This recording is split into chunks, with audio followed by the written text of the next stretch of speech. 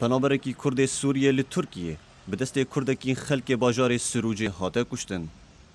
دو روز سهشنبه دو ماه چهاران 2019 پنابر کوبانه یه بناو حمودی بکر خلیل لباجار ترسوس یه ترکیه لسر دست کردکی خلک باجار سروجی هاته کشتن. پشت ایریشا رخصتنا تروری یا داعشه لسر باجار کوبانه به پیلاند خلک کوبانه و گره سپی کجبری ترکیه و هرما کردستانه بون. و پشتی شکاندنا داعش لکوبانه و تواهی نافچه و نهاجی نماناوی لسوریه جی لیدیسان ملت کوبانه و نگریان سرمال و ملکن خوال کوبانه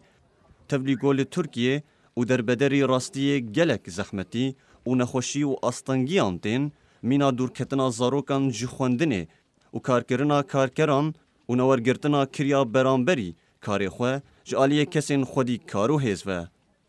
جوان بناوی حمودی بکر خلیل جی قربانا مافی خوبو دما کوی کار دیگل یک جی کردین ترکیه کوجی خلک باجار سروجی بودی کر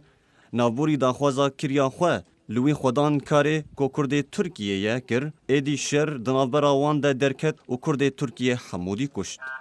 هر دوی درباره ده آلیگرین پیده و پککی لسروجی بلز ملگریا تمام باره کرد ترکیه کرن و بوی حجت چند دکان و مالین پنابرین کوبانه شوتاندن و جوان را گوتن کوبانه آزاده چما هم وناگرن کوبانه.